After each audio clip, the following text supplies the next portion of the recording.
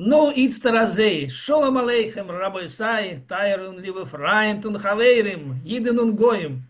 Wir seien noch da und wir heben on. Wir verlängern mit euch unser freundlicher Schmuss wegen heintige Jonte Rosh Hashanah und wegen dem schönen jüdischen Stadt Париж. Ну, хто не зразумів, перекладу. Всім велике дякую, всім миру і щастя, поважані сябри, і габреї, і не габреї. Да. Ми ще тут, і ми починаємо. Ми протягуємо нашу сяброўскую размову про сённяшняе свята Роша Шоны, Новый год, і таксама про наш город Париж, який ми вже, мусить, третій раз завітваем. Да. Ну вот, адразу бачыце, тое, што завецца, да, на жаль, мне не видно, но тым не менш, да. Да, самым версе, гэта, ну, зразумееце, што гэта свята, Новы год, апрэйскі Новы год, то, што завецца Роша Шоны, значыцца галава года. І для, як не дзіўна, для габрэяў гэта, ну, не тое свята, што звычайна разумее зараз увесь сусвет, як святкуе Новы год. Гэта такія спакойныя дні, вельмі чулыя, вельмі адказныя, вельмі сумленныя, і гэта якраз, ну, нібыта нават пачатак усяго жыцця чалавечага. Толькі што казалі вы таксама ў папярэдняй нашай размове, што гэта якраз у гэтыя дні пачынаецца чытанне той самай Торы, пачынаецца чытанне галоўнай кнігі, першай кнігі. Вось з Торы гэта брэйшы, пачатак, гэта менавіта быццё пачалося. Створаны чалавек, ён нават паспеў гэтыя дні саграшыць з Еваю і выгнаны быў з таго самага парадзіза, з раю. Ну, тым не менш, вот, бачыце, все мы, дзякуй Богу, жывем. І, ну, прынята на ідышы віншаваць вот тое, што ў версе напісана. Ну, я пишу лацінкай, таму што, на жаль, квадратным пісьмом усё пераварочваецца, я ўжо вам казаў. Гучыць гэта так: лішоны тойвы, тыкосейву, высохосейму. Ну, выгаварыць гэта можа быць спачатку і цяжкавата: лішоны тойвы, тыкосейву, высохосейму. Але сэнс такі: лішоны тойвы — гэта добрага году. Тое ж самае, што, ну, вот зараз, конечно, распаўсюджана вельмі маўленне іўрыцкае «шона това». Гэта тое ж самае, лішона тойвых, толькі гэта на ідышы. І тыкосею, сыхосею — гэта, ну, што вам сказаць, это тое, што тая традыцыя, якая лічыцца, што менавіта ў гэтыя дні пачынаецца, як бы, там недзе на нябёсах, падлічванне нашых грахоў і нашых абавязкаў і нашых адказнасцей. І ў гэтыя дні вырашаецца наш будучы лёс на цэлы год, на будучы. І хто мы, праведнікі, ці мы неправеднікі, грэшнікі, ці мы недзе пасярэдзіне знаходзімся. І сыходзячы з гэтага, як бы, все мы мусім быць альбо запісаныя ў кнігу жыцця, альбо не запісаныя ў кнігу жыцця. І ў гэтыя два слова «тикосейму», «тикосейву», «высохосейму» яны значаць, напэўна, вы чулі такія слова, ведаеце, ксівы. Нават у вот той свет, вараўской свет ведае, што такое ксіва. Ксіва — гэта, ну, это папера, гэта такі дакумент, гэта першыя пашпарты, якія яшчэ не былі як прыгожыя такія, як цяпер, а яшчэ былі паперкі. А высохосейму яно падходзіць ад слова хсімы. Хсімы — гэта якраз пячатка. То есть мало таго, што мы павінны быць запісаныя, ксіва павінна быць у гэтую кнігу жыцця, але яшчэ і запячатаныя пячаткай воскаю. Вот тое самае, як і хсімы, гэта завецца на ідышы. Ну і, конечно, зусім на ідышы Гудйор, і 5786 год наступіў. Да, ну, традыцыю выдатна ведаеце, што робіцца на гэты час. Канешне, абавязкова пачынаецца кожнае, самае галоўнае — гэта, канешне, бяседа. Бяседа ў сэнсе не размова, а бяседа — гэта застолле такое вялікае. І што павінна быць? Павінна быць, так кажуць габрэі таксама, што трэба есці ўсё тлустае і піць ўсё салодкае. Конечно, улічваючы тое, што гэта галава года, трэба есці рыбу і не проста рыбу, а менавіта вот карпен коп, што завецца, вось галаву карпа, потому что ну каб быць галавой года, цэлы год галавой, а не нейкім там хвастом. Ну і канешне вот тое салодкае, ну і все што звязана, ну першую чаргу гэта канешне гранат. На жаль, вот нашы гранаты, якія мы бачым, чырвоныя, тутэйшыя, яны хутчэй за ўсё з Арменіі ці адкуль з поўднем былога Савецкага Саюза паходзяць, яны вельмі вельмі кіслыя. Але калі вы заедзеце ў цёплыя краіны, ў Ізраіль альбо ў Грэцыю, альбо яшчэ цяплейшыя ў Афрыку, то там гранаты салодкія, салодкія, салодкія. Дайце мне веры, я сам каштаваў гэта, ведаю, што гэта такое. Ну і, канешне, больш таго, доўгі час тут, на гэтай тэрыторыі, гранаты былі недасяжныя, безумоўна, і, канешне ж, ужывалі замест гэтага яблыкі. Вот тыя яблыкі тут і ляжаць. І, але абавязкова іх таксама ўсё, што можна есці у гэтыя дні, трэба макаць у мёд. Мёд і дадае вот гэты смак салодкасці, і каб цэлы год быў вельмі салодкі. Абавязкова трэба, каб была на стале круглая хала. Круглая хала, чаму круглая? Таму што гэта як бы, ну вот той самы астралагічны год, той цыклічнасць, это кола такое. Звычайна хала плетёнка такая, а тут вот бачыце, менавіта ў гэты год робяць такую халу. У гэты новы год робяць на гэта свята такую халу. Ну і ўсё, што, канешне, звязана з рытуалам, гэта набажэнства чытаецца як бы благословеннем, барух на віно, барух на ежу, і ну як звычайна кожная ежа габрэйская як бы абавязкова звязана з рытуалам. І ну вот бачыце, нават ёсць такі, гэта 100 гадоў амаль назад, 1929 год, газета Гайнд, сёння, ну сёння вот актуальна сённяшні дзень, да. І тут вот такі Мойша Кіпніс напісаў, намаляваў такую маленькую песеньку. Гуд Йонтев. Гуд Йонтев гэта, ну, добрага свята, літаральна, добрага дня, добрага, літаральна, калі перакласці, але маецца на ўвазе добрага свята.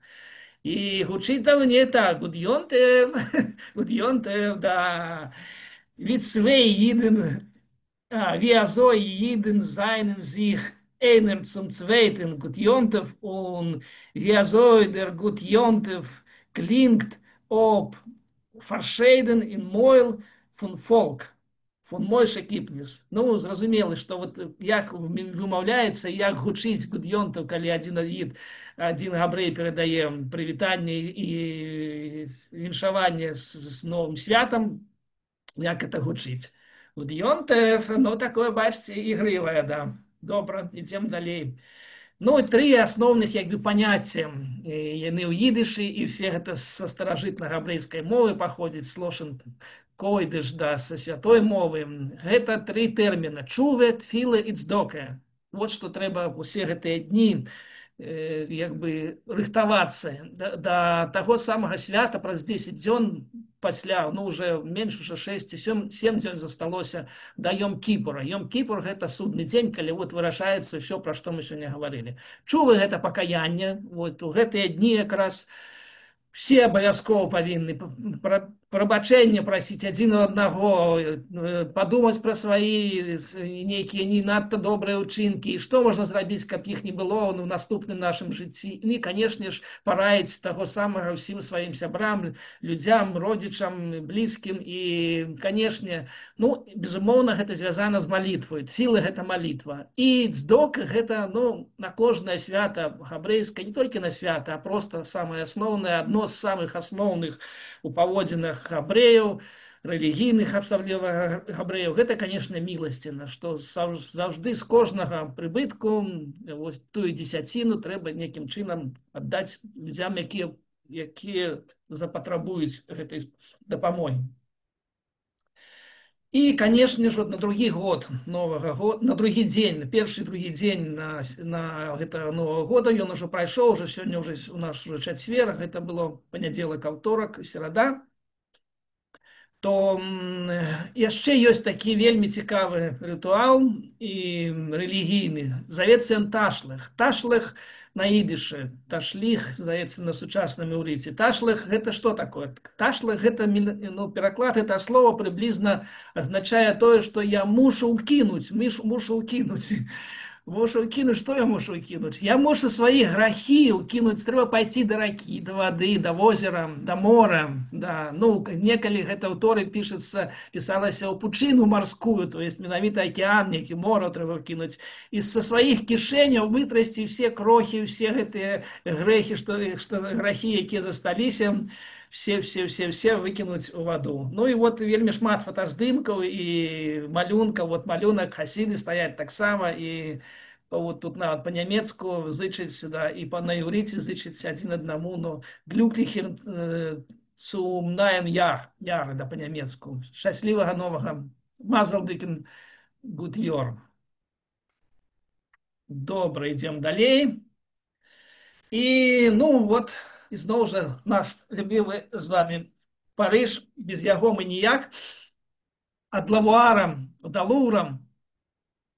Ну, Бато Лавуар, памятаеце, гэта той самае першае месца на гары Монмартр, дзе вот пасяліліся мастакі, адкуль пачалося вот это мастацтва 20-го стагоддзя, тая самая парыжская французская школа выдатная, якая ўславіла ўвесь свет, і зараз кожны музей ганарыцца гэтымі творамі гэтых мастакоў. І большасць з гэтых мастакоў паходзяць адсюль з Беларусі і маюць паходжанне таксама габрэйскае.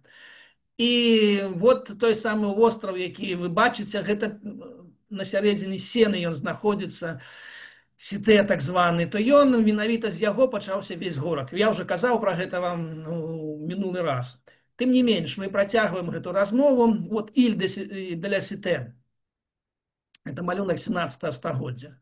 І, ну, каб вы не надта сумавалі пра Парыж, каб ну, я думаю, што сёння мы уже гэта скончым, можа быць, яшчэ калі-небудзь вернемся, таму што яшчэ ёсць вельмі цікавыя тэмы, звязаныя з габрэямі менавіта ў Парыжы, но тым не менш, да, як мінімум дзве вялікія тэмы. Ну, сёння мы як бы пакуль што адыдзем ад Парыжа. І каб вам не сумна было яшчэ раз слухаць пра Парыж, ну, я трошку буду распавядаць анекдоты. Першы анекдот бабруйскі. Ну, все анекдоты нараджаліся ў бабруйскі. Ну, думаю, да сённяшняга дня таксама нараджаецца. Анекдот звязаны з Парыжам, што сустракаюцца два габрэі. Мойша, напрыклад, і Абрам у бабруйску, і на Мойшу такі шыкоўны гарнітур. Гарнітур гэта касцюм по-беларуску. Шыкоўны такі гарнітур весь зяе, і там так сядзіць ідэальна, просто все гузики зяюць, ну вот як і што. То, ну, Абрам пытается: слушай, Мойша, откуда у тебя такой костюм? Ну, где это такое шьют? Ну, как где? Говорит, в Париже. Что, Париж? Париж? Скажи, Абрам, скажи Мойша, да, простите, Мойша в костюме. Скажи, Мойша, где этот Париж? Что такое Париж? Где это так? Ну, это 2000 километров от Бобруйска. Знаешь, Мойша, такая провинция, а так хорошо шьют. Ну, вот такие первый анекдот. Идем далее, да. То есть для Бобруйска Париж это провинция. І калі ў гэту правінцыю прыязджаеш на аўтобусную станцыю, ёсць такая вялікая аўтобусная станцыя, выглядае дастаткова так цяжка, таму што под дахам вельмі нізка. Ну, падобна, напрыклад, наш новы вакзал, аўтавакзал у Мінску пабудаваны, цэнтральны аўтавакзал. Так нешта такое ў Парыжы зроблена, толькі ў 10 разоў больше. Там дастаць колькі аўтобусаў стаяць адначасова, все гудзяць, і все гэта пад дахам, няма чым дыхаць, цёмна і такое непрыемнае. Але перад гэтым вакзалам, туды прыбываюць усе новыя людзі прыезджыя, у тым ліку і мы прыехалі з сям'ёй, то такі парк, сквер перад. Вот там далей, калі бачыце з левага боку лесвіцу, ты вышэй троху падымаешся, вот там гэты вакзал і знаходзіцца, аўтавакзал. І тут раптам мы ідзем, ну, нічога сабе не думаючы, не спадзяваючыся, раптам бачым вот Жордан Ицхок Рабін, так напісана. Конечно, все ведаеце выдатна Ицхока Рабіна і ведаеце ягоную такую цяжкую гісторыю. 1995 годзе ён быў, ну, адзін з кіраўнікоў дзяржавы, новай створанай дзяржавы Ізраіль, вельмі актыўны, дзейны. І вот ён загінуў ад рукі фанатыка, не якога-небудзь там тэрарыста, незвычайнага там араба ці каго-нибудь яшчэ палесцінца, а менавіта ад свайго, ад вельмі рэлігійнага маладога чалавека, артадаксальнага іудзея. Вось, але не падзялілі яны тую самую газу, калі вы ведаеце. Вот такі быў дамова Осла, вот Рабін быў адзін з тых, хто непасрэдна падпісваў гэту дамову Осла, як бы выснаванне гэта канклава у газе. І вот таким чынам ён загінуў гэты чалавек, і ну вот так здзівіла, што вот, ну, бачыце, адразу прыязджаеш у Парыж і трапляеш, вот сустыкаешся з гэтым імём. Але чаму мне захацелася таксама расказаць пра гэтага чалавека, таму што яго вельмі цікавы лёс і ягоных бацькоў. Разумееце, што Рабін гэта не просто прозвішча, гэта безумоўна, што паходжанне ягонага роду з рабінаў, тых самых святароў, першых святароў. І бацька ягоны, аказваецца, з Украіны, недзе з-пад Кіева, а маці, як не дзіўна, Роза Каган, яна Каган гэта зусім першыя святары, то яна з нашага Магілёва, яна магілёўская. І вот як не дзіўна. То есть ён вельмі блізкі нам чалавек тутэйшы. Праўда, яны вельмі рана пераехалі ў Палесціну, і там, дарэчы, яны пажаніліся, ягоныя бацькі, і ён там і нарадзіўся. І, ну, што трэба сказаць, што зараз просто такі, калі вы просто в інтэрнэце набярэце імя Іцхок Рабін, то убачыце, што в Ізраілі ўвогуле безліч, там усе вёсачкі, усе мястэчкі, усе гарады, гэта і назовы школ, гэта і паркі, і скверы, і вуліцы, і праспекты, і нейкія арганізацыі, і, ну, то есть безліч, я не ведаю, якая колькасць гэтых арганізацый звязана з ягоным імям, прысвечанае ягонае імя, вот, у гонар яго. Больш таго, ёсць такія адмысловыя арганізацыі, які займаюцца ягонай спадчынай, як інстытуцыі такім. Ну вот, і такая гісторыя. Ну і ў Парыжу, вот бачыце, стаіць гэты манумент. Вот побач яшчэ такая, як бы, крата. І тое ж самае, вот яшчэ раз, Джардэн Іцхак Рабін, тое самае напісана, то есть некалькі шыльдаў, і больш таго, ён быў лаўрэатам Нобелеўскай прэміі за мир, менавіта ён. І, ну, пачнем, канешне, в Парыж вернемся. Самая вялікая падзея, якая змяніла, ну, напэўна, не толькі всю Францыю, але, канешне, всю Еўропу і, можа быць, нават весь свет, гэта вот тая самая ўзяцце Бастыліі, тая самая французская рэвалюцыя конца 18 стагоддзя, 789 год. І, ну, для мяне гэта таксама не проста слова Бастылія, чаму і для маіх сяброў, для маіх калег. Я доўгі час у сваім жыцці займаўся рэстаўрацыяй, і калі хто ведае добра горад Мінск, ёсць такі вуліца Сурганава ў раёне, якраз, калі хто ведае, супермаркет, такі адзін з першых супермаркетаў у Мінску, Рыга ён завецца. І вот побач з ім, просто уздоўж вуліцы Сурганава, пасля, як пераязджаеш, едучы ад цэнтра, ад праспекта нашага незалежнасці, пераязджаеш вуліцу Якуба Коласа, якраз вот пачынаецца вялікі доўгі дом. Ён пабудаваны 60-е гады, дом адмыслова пабудаваны для беларускай нібыта інтэлігенцыі. Палова гэтага дому займаюць пісьменнікі, жывуць, і ён незвычайнай планіроўкі, канешне, зроблены быў нават тады ў 70-е гады. І другая палова займаюць мастакі. У самым канцы такая вялікая вежа прыбудавана, і ў гэтай вежы знаходзіцца майстэрні. І вот там якраз на 5-м паверсе, дарэчы, там знаходзілася майстэрня Мая Вольфавіча Данцыга, вот майго настаўніка і майго сябра, калегу. І вот якраз рэстаўратары пасяліліся на 5-м паверсе ў гэтай майстэрні. І, ну, так, як яна выглядае, вот падобна на гэту вежу, на Бастыльскую вежу, то нехта ў народе, ніхто не ведае, напэўна, уже зараз, адкуль вот так назвалі Бастылія гэту вежу, і да гэтага часу яе так завуць. І больш таго, вот нейкім з пэўным часам, улічваючы тое, што вельмі ўплывовая арганізацыя была рэстаўрацыйная там на пятым паверсе знаходзілася, і наш настаўнік Олег Владимирович Хадыка выкладаў у мастацкім вузе, ведаў усіх мастакоў, то вот гэта назва перайшла менавіта на гэту майстэрню. То есть я вот 10 год правёў непасрэдна працуючы і ствараючы рэстаўрацыйную справу менавіта у Бастыліі. Вот гэта з Бастылія. Зараз яна трошку памянялася, назва яна ўжо афіцыйна завецца Басталія. Ну гэта асобная тэма, калі-небудзь можам пагаварыць. Бастылія. Вот была разбурана Бастылія, і пачаўся новы свет, рэвалюцыйны. Жахлівая, канешне, рэвалюцыя, все гэта, ну, мала чым радуе, як бы тыя падзеі, якія адбыліся пасля гэтай рэвалюцыі. Спачатку забілі ўсю каралеўскую сям'ю, пасля пачалі забіваць адзін аднаго. І ну, выдатна ведаеце, мараты, дантоны і ну, і іншае, іншае, іншае. І, ну, канешне, людовікі і все, што з імі звязанае. На жаль. Пасля гэтай Бастыліі трошку мы яшчэ пагаворым пра яе далей. На, як бы, на руінах гэтай рэвалюцыі вот паўстала такая вот ізноў новая вялікая вайна, напалеонаўскія войны так званыя. З'явіўся нейкі Наполеон. Ну, я літаральна, канешне, улічваючы тое, што ў нас не гістарычная, як бы, клуб і не гістарычная лекцыя, просто без гэтага ніяк не абысцісь. Таму што і ўвогуле я не люблю гаварыць на тэмы вайны і непасрэдна, канешне, услаўляць нейкіх военачальнікаў, палкаводцаў і герояў войн. Для мяне гэта, ну, незразумела. Я не разумею, чаму гэтыя людзі самыя галоўныя, самыя істотныя, самыя важныя. І больш за ўсё помнікаў у свеце стаіць менавіта ім, на жаль.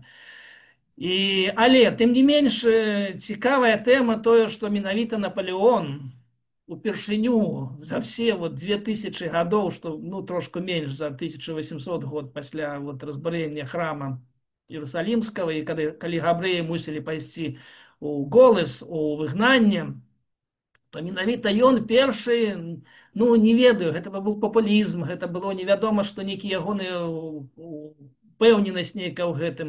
Ён першы пачаў рабіць такія вялікія рэформы для габрэяў, пазітыўныя рэформы. Больш таго, ён паабяцаў, што ён заваюе Іерусалім і папануе нанова той самы Іерусалімскі храм адновіць. Таго, бачыце, вот гэта вялікі Наполеон, ён сустракаецца з габрэямі, і вот там і семісвечнік стаіць мінора, і ўсе габрэі тут перад ім, і больш таго, вот там жанчына, ну, як тая Юдыф, яна атрымае тую самую нашу тыя самыя 10 запаветаў галоўных, да, скрыжалі запавета. І, ну, больш таго, ён сапраўды пашоў вайной туды, такая так званая егіпецкая кампанія, і як не дзіўна, тую самую Газу заваяваў, да. Ну, вот, все ж таки, там зламаўся, яго далёка не пусцілі і прымусіў вярнуцца назад. Но тым не менш, больш таго цікава, у папярэдняй яшчэ самай першай, адной з першых ягоных ваенных кампаній была Італія, і ён заваяваў Венецыю. І ў Венецыі адно з самых старых гет, еўрапейскіх гет, і цэлы раён такой да гэтага часу, такая вялікая сцяна гета, і слова гета пайшло з італьянскай мовы. Гэта не было яшчэ адмоўнага такога, як тое, што разумеем, другой сусветнай вайны гета, якія былі на тэрыторыі Беларусі, напрыклад, Польшы, Украіны, Літвы, гэтых краёў. Гэта был проста раён гета.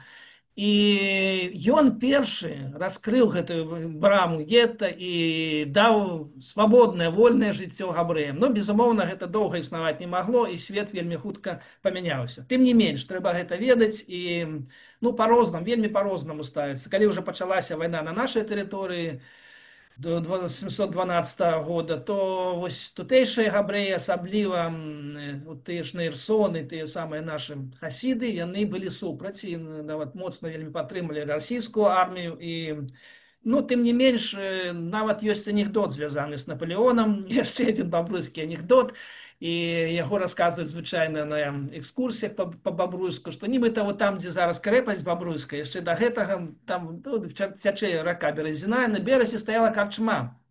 Канешне ж, кіраваў ёй і валодаў ёй габрэй.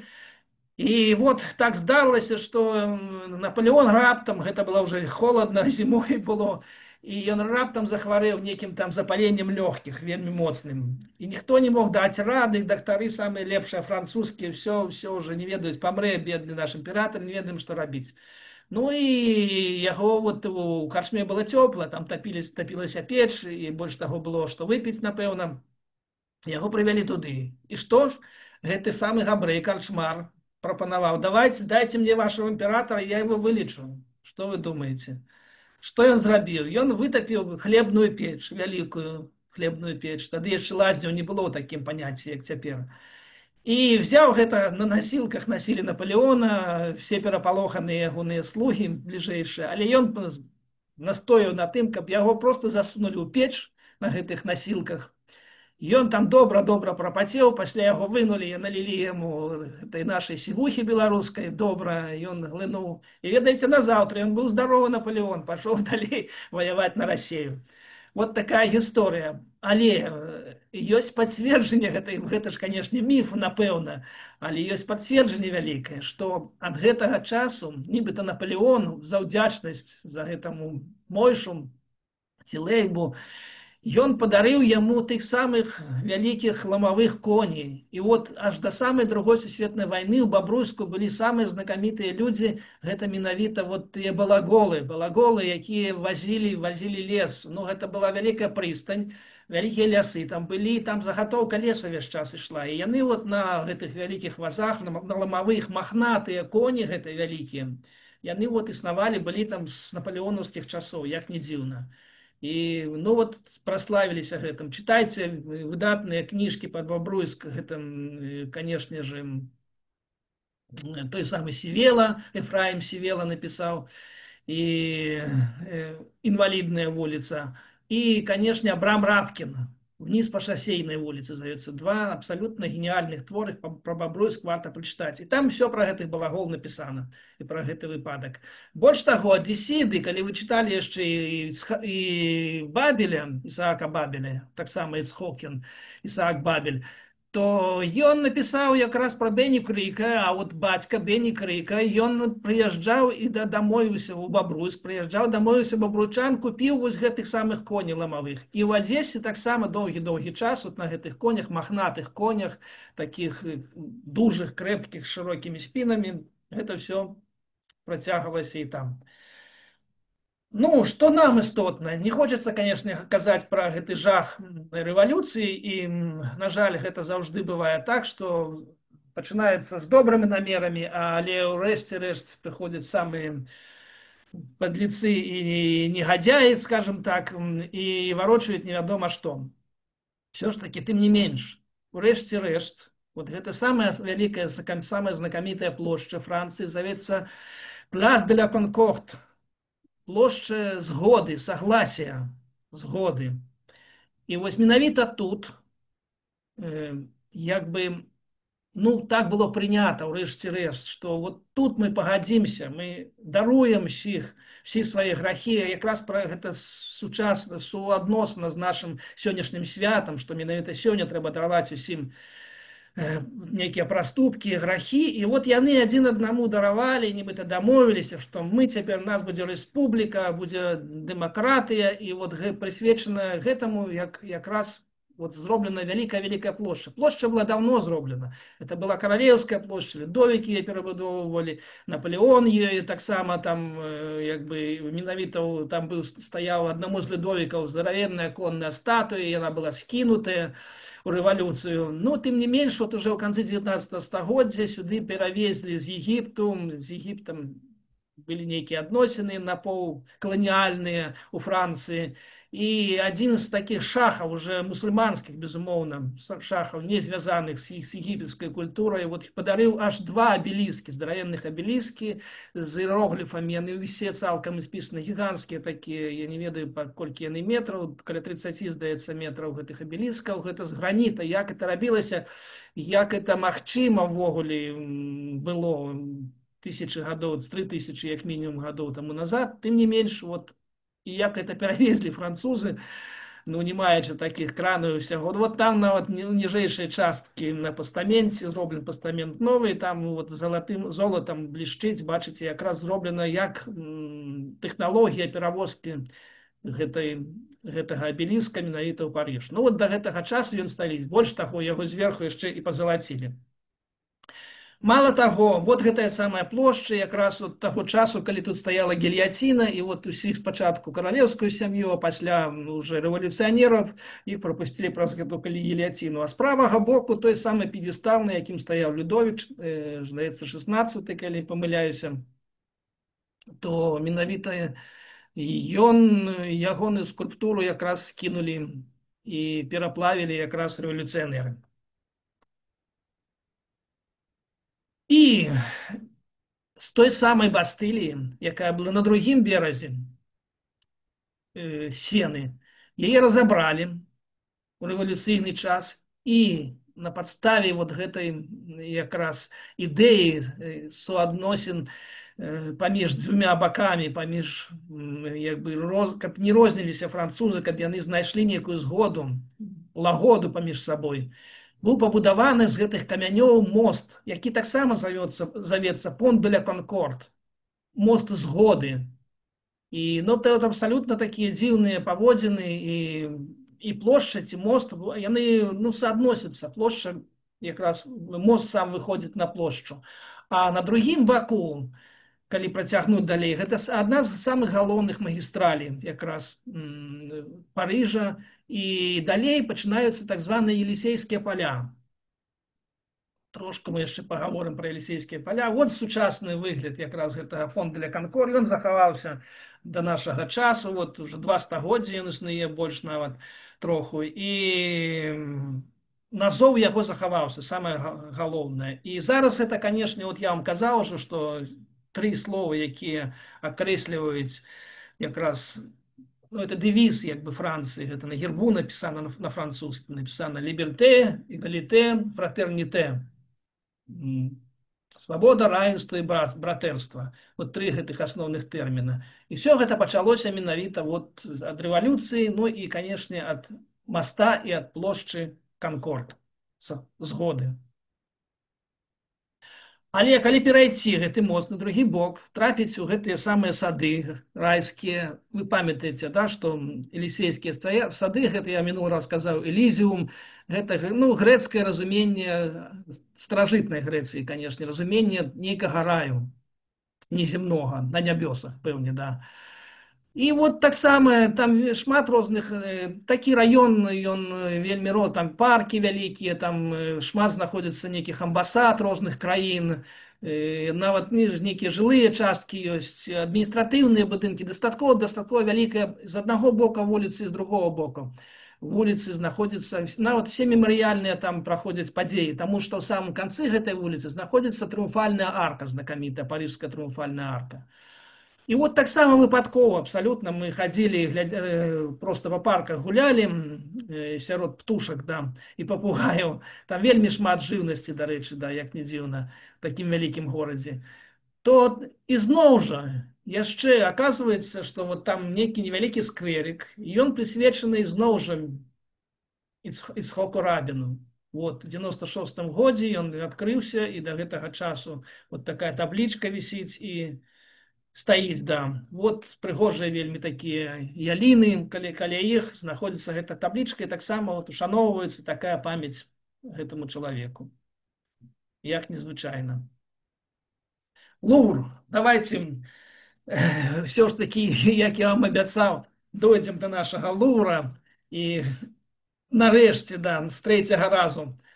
І паўгадзінкі у нас яшчэ ёсць, і мы трошка пагаворым пра Лувр. І то, што вы бачыце, вялікая плошча Лувра, як бы архітэктурны тэрмін ёсць такі курданёр. Курданёр гэта значыцца двор гонару. Онёр гэта гонар. Ну, літаральна гэтае слово з французскай мовы ўзята. І што іншае яшчэ слово ёсць эспланада. Эспланада это таксама, гэта такі адкрыты двор перад палацамі, перад замкамі, перад нейкімі там, ну, вось, вядомымі будынкамі.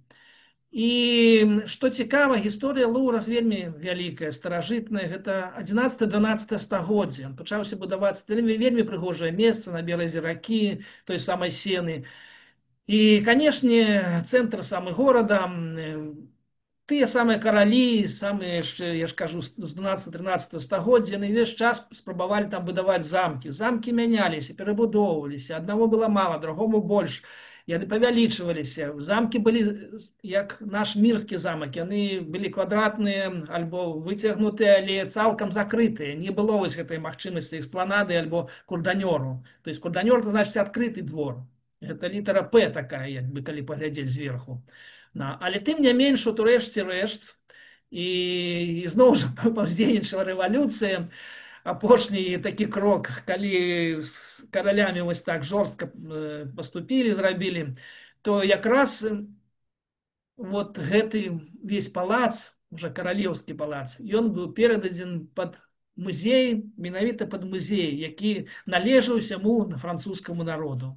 Як не дзіўны вот такі паступак, гэта яшчэ, разумееце, гэта яшчэ канец 18-го, пачатак 19-го стагоддзя, тым не менее, вот рэвалюцыянеры аддалі, забралі ў караля і аддалі гэта пад музей. І вот уже больш за 2 стагоддзя гэты музей дзейнічае менавіта такім чынам. Ну, вельмі цікава таксама новая частка гэтага французскага музея Луўр. Гэта вот тое, што вы бачыце, тая піраміда, шкляная піраміда. Трошку яна скандальная, скажем прямо, тому што французы, шмат хто ж французаў не прымае, што як это можна, вот архітэктура такая 18 стагоддзя вакол, хоць мурэй там, я ж кажу, старажытная, 12-13 стагоддзя, але як вот такі дызайн, шкло і піраміда, і, ну, бачыце, цікава, што гэта, канешне, звязана, безумоўна, гэта звязана з Егіптам, звязана з тым самым абеліскам, які стаіць на плошчадзі де ля Конкорд, згоды, то гэта быў конкурс, сусветны конкурс аб'яўлены, і выйграў яго амерыканец, але амерыканец не просты, а менавіта амерыканец паходжання кітайскага. І вот гэты кітаец зрабіў такую піраміду. Тое, што мы бачым з вами зараз зверху, гэта адна частка піраміды. Аказваецца, яна яшчэ такую ж самую частку мае ўсярэдзіну, ўнутр, як не дзіўна. І, ну, гэта, канешне, мастацкі твор такі, сімвал, да. Ідзем далей. Ну, вот, гэта моя жонка Юлія і сын Радзім. То вот у верхняй часткі, бачыце, яна перавернута ўніз, і пад ёй яшчэ стаіць адна невялічкая піраміда. Гэта кропка самая істотная, самае такое, як бы, вот бачыце, нават чыясьці рука, там кожны чалавек, які трапляе ў Луўр, ён не забывае дакрануцца да гэтага месца, яно такое, як бы, лічыцца самым, ну, цэнтрам зямлі. Вот тое існаванне зямлі, якое пачалося тады яшчэ ў той самай кнігі Брэйшыс, быццё, якая менавіта сёння, не сёння, ўжо 2 дні таму назад пачалася ізноў нанова чытанне яе Торы, то вот менавіта вот гэтая кропка недзе тут, напэўна, быць. Да. Добра, ідзем далей. Ну і трошка мы паходзім з вами па залям. Гэта гіганцкі музей, трэба адразу сказаць, ні аднаго дня, ні аднаго тыдню там недастаткова. І больш таго, французы так, можа, адмыслова робяць, не ведаю, асабліва летам, яны вялікую частку музеяў гэтага закрываюць, таму што, ну, па-першае, немагчыма такі наплыў людзей у гэтым музеі, такая колькасць наведвальнікаў, што, безумоўна, абслужыць іх трэба таксама адпаведная колькасць, як бы, служачага персаналу. І таму што музей гэта, ну, каштоўнасць ягоная сусветная, гэта ўсё абсалютныя шэдэўры мастацкія, сабраныя з усяго свету, розным чынам сабраныя, што куплена, што скрадзена, што вывезена, што рэквізаваная, што падорана, вельмі шмат была падорана. Дарэчы, вельмі цікава, што той самы Ротшылд, знакаміты Габрэй, адзін з самых багацейшых у свеце. Ён менавіта да гэтага часу, ягоная сям'я валодае вялікай маёмасцю, калі маёмасць пераходзіць у спадчыну, то спадчыну трэба вяліць вялікія падаткі. І якраз гэтыя падаткі звычайна выплочваюцца Ротшильдамі менавіта творамі мастацтва, якія таксама з этой сям'ёй былі сабраныя за доўгі час.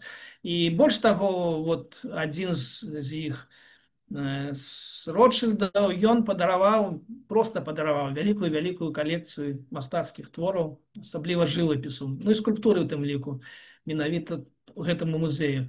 Тое, што вы бачыце, гэта зноў жа вяртаемся, тут такія як бы кропкі, па якіх мы ходзім па Парыжу. Гэта той самы наша гара, звязаная менавіта з Парнасам, да, Монпарнас. І гэта карціна Мантэні, это 15 стагоддзя, адзін з самых знакамітых мастакоў італьянскага адраджэння, то менавіта ён, гэта Лувры, ён намаляваў такую карціну па замове нейкіх тамтэйшых італьянскіх магнатаў, якая завецца менавіта Парнас, італецца, Монпарнас. То есть якраз Парнас, дарэчы, вельмі смешна, цікава, як гучыць па-грэцку. Эта гара знаходзіцца ў Грэцыі, в самом цэнтры Грэцыі, і знаходзіцца яна побач з знакамітым гістарычным і культурным месцам Грэцыі Дэльфы. Калі каму надарыцца пабыць у Дэльфі вашым внукам альбо дзецям, я раю, і гэта сапраўды абсалютна разуменне слова космас, яно таксама з Грэцыі паходзіць слова космас. Можна ўбачыць Грэцыі. Гэта вялікі адхіл такі гары, і з этой гары просто на гэтым горадзе стаіць на кожных вышэй падымаецца вышэй па ступенях, і там храмы, там і спартовыя, і музеі зараз зробленыя. І уяўленне аб космосе менавіта можна атрымаць там, таму што бачыш увесь свет, нават трошку мора відно адтуль, як не дзіўна. То побач з ім знаходзіцца і Парнас, пачынаецца ён якраз. І па-грэцку яно гучыць Парнасос, такі націск на насос. Ну, бачыце, у рускай мове яно, канешне, гучыць не надта прыемна. Тым не менш, все, што звязана з музамі, звязана тое, што вы бачыце ў ніжняй частцы, гэта 9 муз. І памятаеце, што я вам казаў, што грэкі ўвялі ў музы не проста там паэзію, мастацтва выяўленчае, і драму, і камедыю, але і, канешне, астралогію і гісторыю. Яны таксама з'яўляюцца мастацтвам. З правага боку стаіць Апалон, той самы Апалон. Апалон кіруе, ён жыве на гэтай гары, і все гэты музы жывуць на гары Парнас.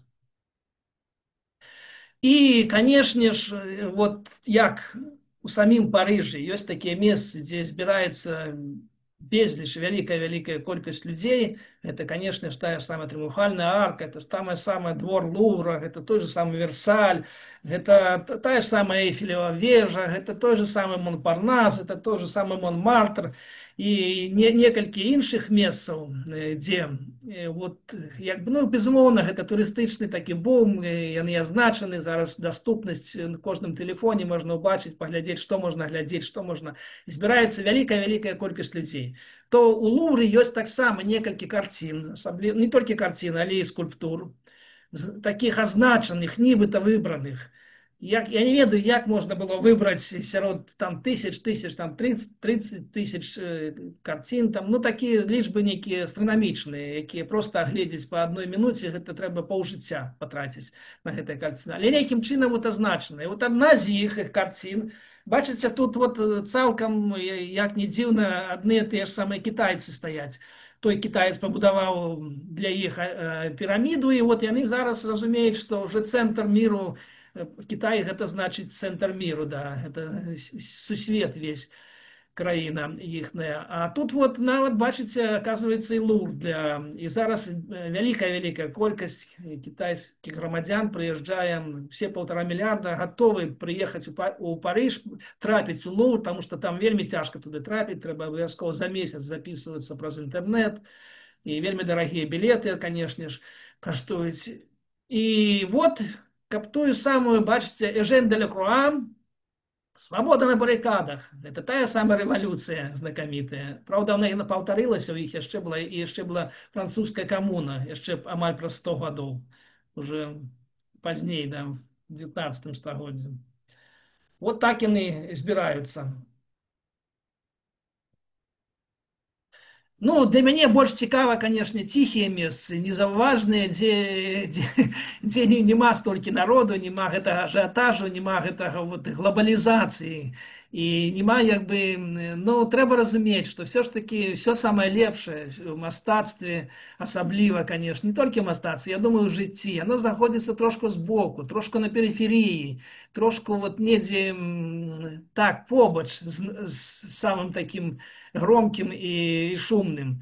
Ну, памятаеце, калі мы з вами глядзелі Родас, Грэцыю, вот тая сама кікладская культура, вот такія дзве жанчынкі вельмі прыгожыя, яны вельмі добра стаяць, яны ў шкляных вітрынах, і якраз вот дворцовая гэта архітэктура добра відна праз іх, і абсалютна такія з аднаго боку наіўныя, але гэта рытуальныя, вельмі рытуальныя нейкія яшчэ язычніцкія, паганскія такія вот сімвалы.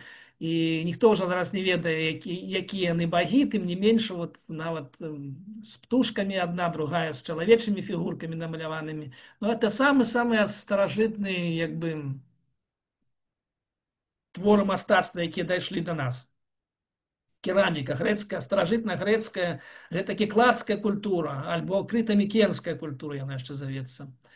Вот памятаеце, таксама я вам паказваў тую кераміку, менавіта гаршкі і што ж звязана з банкі, то якраз это вот адтуль жа, з той самай эпохі. Гэта все зроблена было, ну, як мінімум 3000 год до нашай эры, то есть 5000 гадоў таму назад. Это якраз час вот той, што апісаны ў Торы, менавіта час у кнігі Брэйшыс, быццё, тое, што звязана менавіта з стварэннем сусвету. І, канешне ж, не абысціся без Егіпту. Тут абсалютна незразумела, як такое існавала, як яно магло быць на тым жудасным клімаце знаходзіцца ў Егіпце. Я, праўда, не быў, не адчуў на сабе, ну, добра ведаю па Грэцыі. Гэта тое, што гарачыня, спека, як можна працаваць на такой гарачыні, а працаваць з каменем. Вот той абеліск, які вы бачылі, гіганцкі, гэта граніт. Як яго можна, якія інструменты былі, каб яго папрацаваць? Якасць апрацоўкі фантастычная была. Гэта такі рэльеф, які зроблены ўсярэдзіне. Дарэчы, егіпцяне вельмі гэты метад ім вельмі падабаўся. Роўным шліфаваўся камень, і пасля ў ім уже выбіраўся вот гэты малюнак.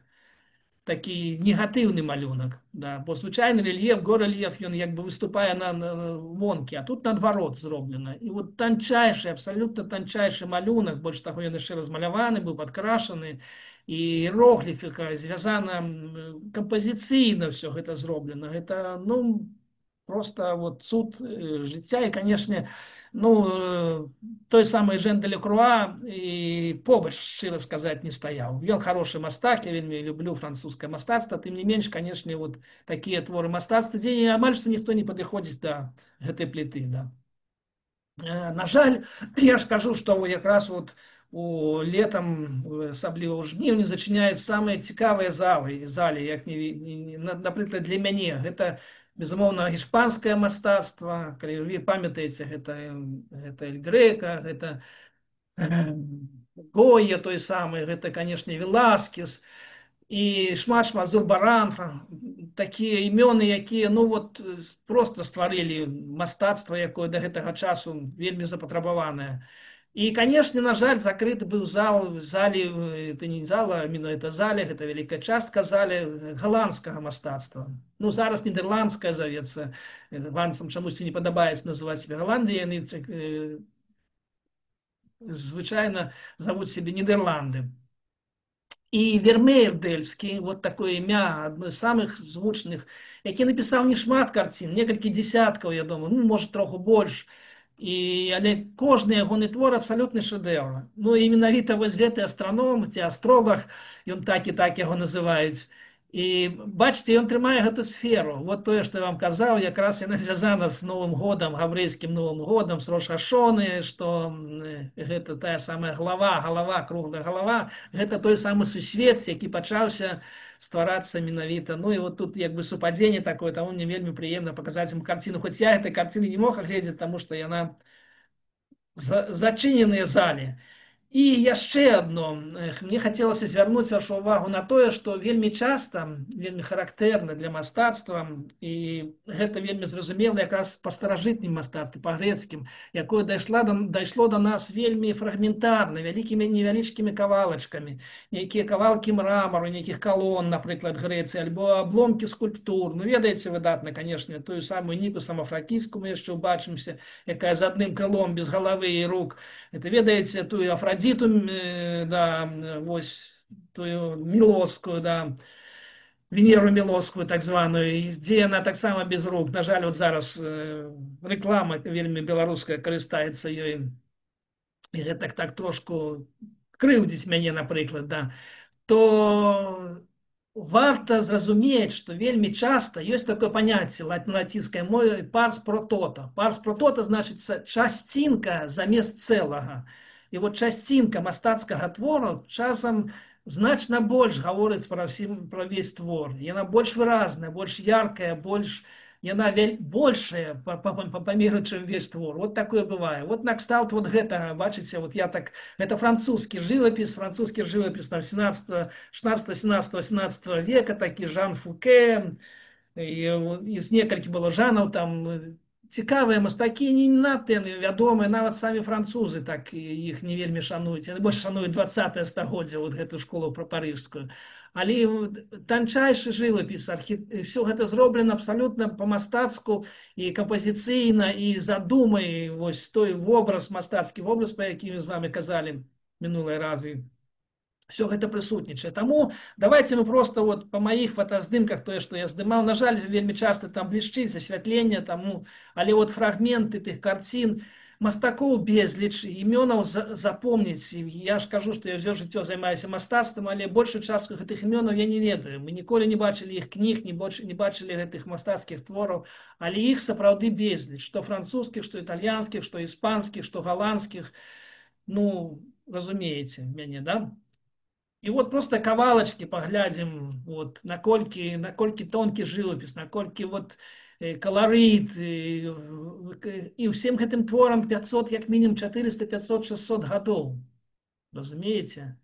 І як ставіліся мастакі да гэтых твораў. Больш таго, што цікава ў музеях, можна, конечно, вельмі істотна, што все творы мастацкія, яны ў рамах. А рама гэта таксама часціна мастацкага твора, з якога ён не існуе. Ну, асабліва, конечно, тое, што тычыцца карцін.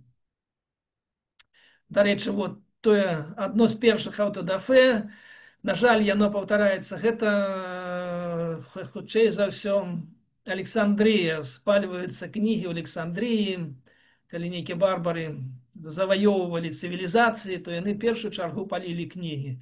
На жаль, да гэтага часу аўтодафе, дарэчы, гэта значыцца выкарыстанне веры.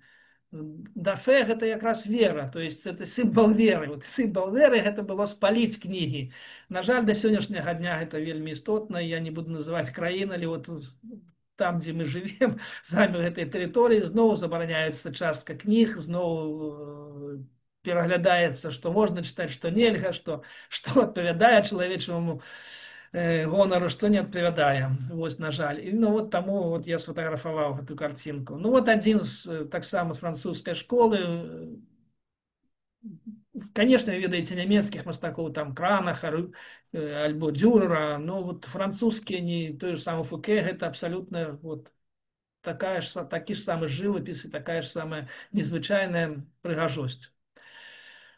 Мне б хацелася яшчэ таксама звярнуць вашу ўвагу да аднаго з самых маіх любімых мастакоў. Я вельмі люблю вот караваджызм, гэта 16-17 стагоддзе, яно пачалося з Італіі, але перайшло і на на Голландию перайшло, конечно.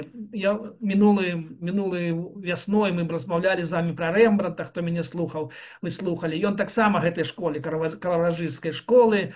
Вот тое самае асвятленне, калі незвычайны свет, святло, звычайна на той час гэта яшчэ свяча, безумоўна, гэта натуральное святло. И вот як это обыгрывается. И вот один из этих мастаков, Жорж де ля Тур, французский мастак 17 стагоддзя.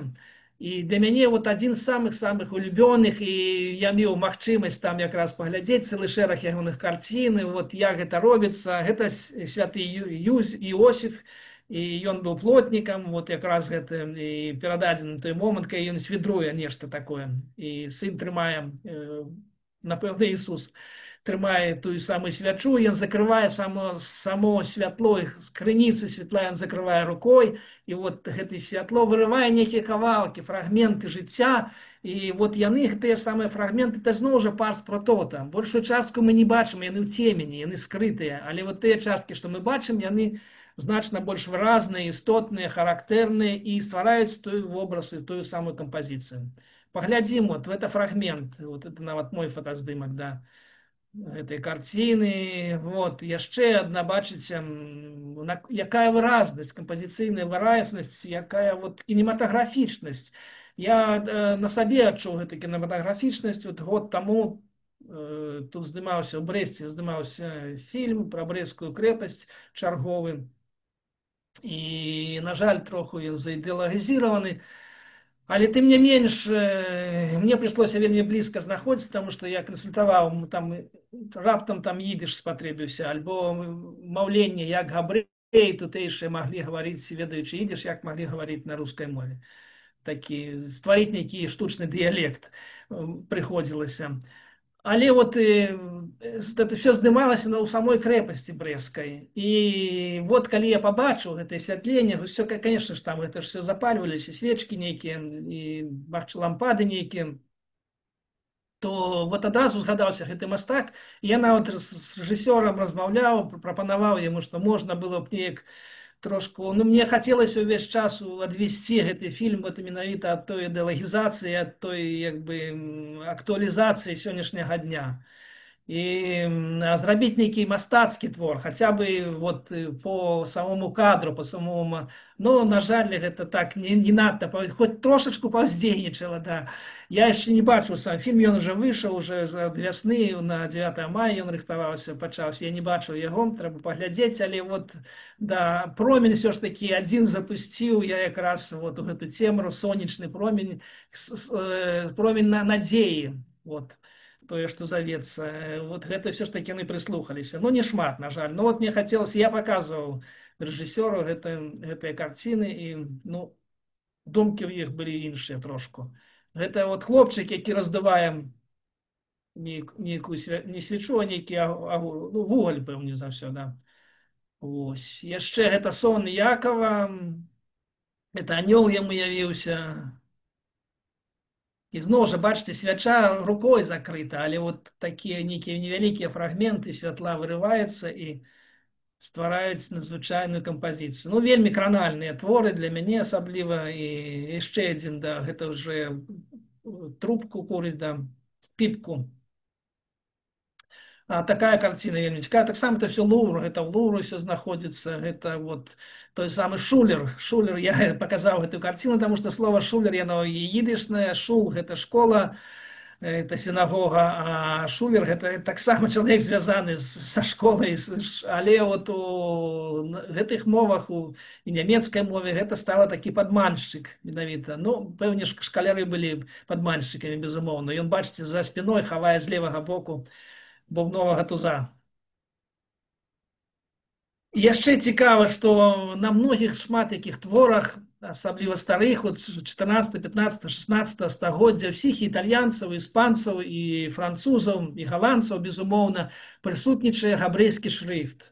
Зразумела, што гэта все звязана з старым запаветам, гэта звязана з Торай, гэта звязана з Танахам, і тым не менш, вот, мастакі, і яны ведалі, як гэта пішацца, яны, можа быць, кансультаваліся з кімсьці, тым не менш, з людзьмі, але у навучальных установах, звязаных з рэлігіяй, з усімі, з ортадаксальнымі габрэямі, само сабой, але з ортадаксальнымі католікамі, з ортадаксальнымі праваслаўнымі, і нават, я думаю, што таксама уже у навейшы час, это уже рэфарматарскай царкве, у пратэстанцкай таксама вот, у школах вывучалі іўрыт. І я, наколькі я ведаю, да гэтага часу у рэлігійных акадэміях вывучаюць іўрыт. І вот гэта якраз, бачыце, зверху фрагмент я вам пакажу яшчэ. Да, вот, бачыце, самы верхні, гэта шрыфт на іўрыце, нейкая такая абрэвіатура з кропкамі напісана. І, на жаль, час мой канчаецца. Давайте мы хуценька паглядзім яшчэ фрагменты вот тых самых парс Плутота, часцінкі. Дарэчы, вот это зноў Мантэнья. І гэта нам блізка, гэта дзеці музыканты граюць на нейкія цымбалы, там дудкі нейкія, да, дуды, да.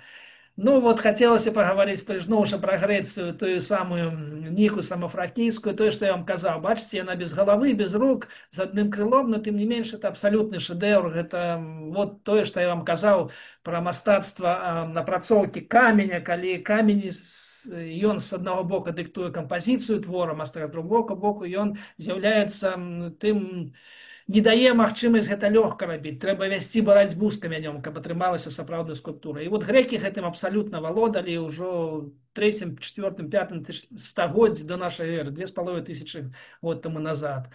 Это фрагменты. Гэта таксама Ніка самафракійская, калі вы памятаеце, зрабілі тыя самыя родаскія майстры, якімі я вам першая наша была размова менавіта пра Родас, грэцкі остраў. Да. Вот яна такая спераду, з павароту. Так яна выглядае. Ну, дзіўнае тое, што больш, канешне, хацелася прысутнасць тых усіх народаў, усіх нацый свету, і асабліва ўсходніх, больш за ўсё азіятаў, вот, і карейцы там, і, канешне, кітайцы, у першую чаргу, іх больш за ўсё індусаў вельмі шмат. І, канешне, за імі назіраць іх паводзіна, все яны вот, падключаныя да апаратуры, яны ўсе слухаюць, глядзяць. А хлопчык вот, 2-3 стагоддзя до нашай эры з гусём, гэта грэцкая скульптура, але зроблена рымлянамі копія. Рымляне рабілі копіі, арыгінал не захаваўся.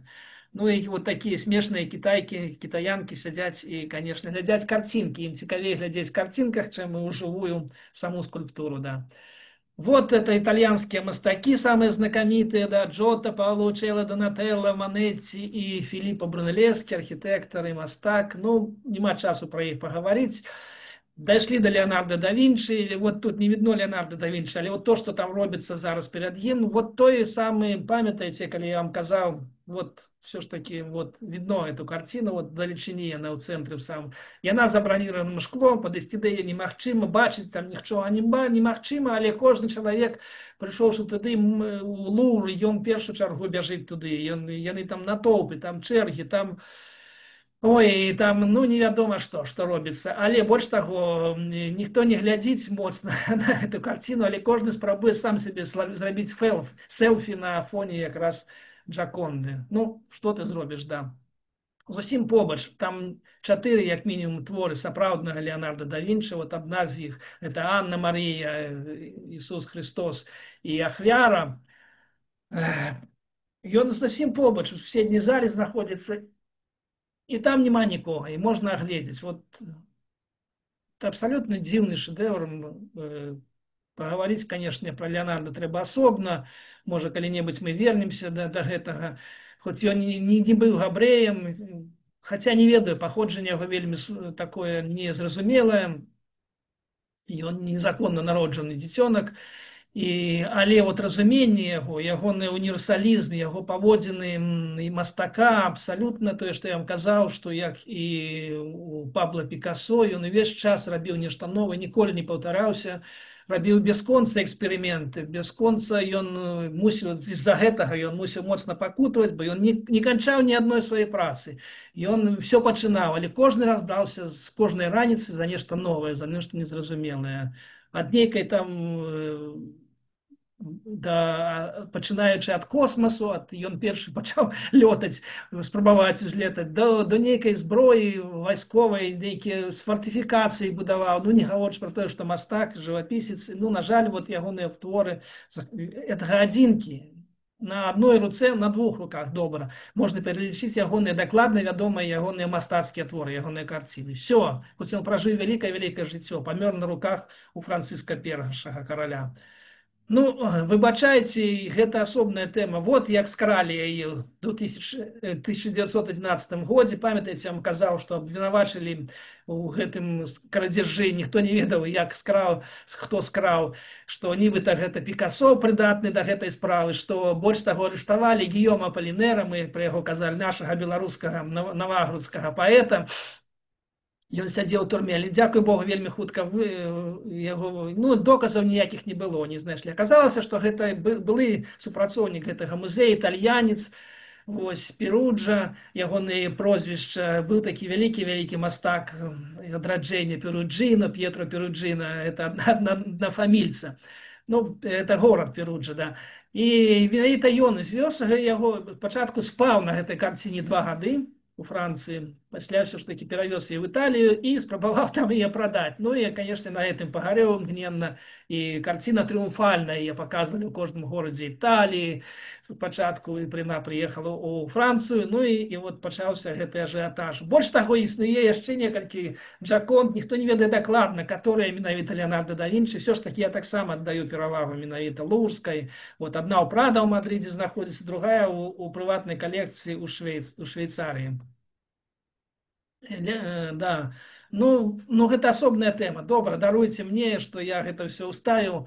Ну, мяркуецца, што ёсць адно з меркаванняў, што гэта ввогуле не жанчына ніякая, не Джаконда, не жонка некага там вялікага італьянца, а гэта аўтапартрэт Леонарда ў жаночым выглядзе. Вот так вот ёсць такое сумяшчэнне ягонага малюнка, ён намаляваў сябе, і палова яго, і палова Джаконда. Ну, давайте вернемся до Нового года. Хочется поднять вам настрой. Вельмі цяжка хадзіць по музеях і асабліва по таким гіганцкім, дзе кіламетры трэба, каб нешта ўбачыць, нешта адчуць. То, безумоўна, Шана-Тава, гэта іўрыт, ну вот габрэі вельмі вясёлыя людзі, нягледзячы на тое, што бясконцыя войны ідуць, бясконцая барацьба за тэрыторыі з арабамі, з палестынцамі. Тым не менш, гумар яны не губляюць. Вось вялікая колькасць іх пераехаўшых з гэтай тэрыторыі, з былога Савецкага Саюза, яны прыдумалі такой жарт. Да, Шана таварышы, Леніну прыклеілі пейсы, і вот Шана таварышы. Ну, каламбур, выдатны каламбур, мне спадаецца, да? І вот хочацца праспяваць вам песні яшчэ раз. Рош Гашоны, два свята, уже праз 10 дзён ад Рош Гашоны наступае Йом-Кіпур. Мы уже казалі пра гэта, то 2 куплеціка. Рош Гашоне, блост менткі, салы їден, кайфеналі, сунцум тайхле, гейнале глайх,ун сайрай, дос из вейлун, дос из гід, сізаме хаєцу зайнаїтаї, дос из вейлун, дос из гід, сізаме хаєцу зайнаїт, Йом-Кіпер, изеих нит шлеcht, alle Jiden bleiben Gott gerecht, a ganzen Tag geht man herum in Socken, und bei Nacht verhakt man in Sucke Flocken, das ist weh und das ist Giet, zusammen Chaie zu sein, Aid, das ist weh und das ist Giet, zusammen Chaie zu sein, Aid. Ведаеце, што Рош Гашоны гудзяць у шафары, я перакладаю, да, все габрэі купляюць права на чытанне Торы ў сінагозе, все ідуць да ракі, і той самы да тайхлых, і все як адзін, і бедны, і багаты. Як добра, як хораша, якое шчасце быць габрэем. Йом-Кіпур, таксама неблага, все габрэі астаюцца перад Богам чыстымі, і яны пакаяліся ў грахах сваіх, да. І цэлы дзень яны ходзяць босыя, таму што ў Йом-Кіпур, ведаеце, самы вялікі пост, нават закрываецца наш вот міот беларускі, один раз у году зачыняецца. То якраз все мусяць як бы пасціцца, і ў тым ліку нельга нават ваду піць і хадзіць босыя. А уже вечарам трэба ўжо рыхтавацца да сукеса, да, трэба ўжо рабіць тую самую суку. Да, вот суки афлоканы, галіны рыхтуюць, да. Вот такія справы. Ну, а Шейным Данк, Зайд мір гезунт, штарк он мацліх. Всяго найлепшага.